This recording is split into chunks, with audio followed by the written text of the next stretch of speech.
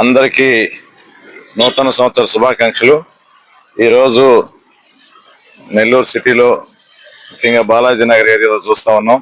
అందరూ కూడా ప్రశాంతమైన వాతావరణంలో నూతన సంవత్సర వేడుకలు జరుపుకుంటూ ఉన్నారు.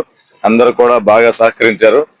మా ఎస్పీ మేడం గారు ఒక పటిష్టమైన ప్రణాళిక మేరకు పాయింట్లు వేయటం, పికెట్ పాయింట్స్ వేయటం, అదేవిధంగా మొబైల్ పార్టీస్ ఇవ్వడం అన్ని మాకు సూచనలు చేశారు.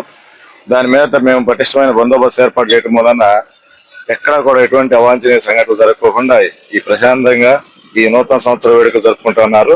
అదేవిధంగా ముందు కూడా ఈ నూతన సంవత్సరంలో నెల్లూరు నగరం ప్రశాంతంగా ఉండి మీరందరూ దానికి సహకరించాలని మనస్ఫూర్తిగా కోరుకుంటున్నాం. డ్రంక్ అండ్ డ్రైవ్ టెస్టులు చేస్తున్నాం. డ్రంక్ అండ్ డ్రైవ్ కానీ ఎవరైనా తాగుంటే మాత్రం ముందుగానే చెప్పాం, ఆల్రెడీ ఇన్ఫార్మ్ చేశాం. ఈ ట్రిపుల్ రైడింగ్ వాళ్ళకి కూడా చెప్తున్నాం.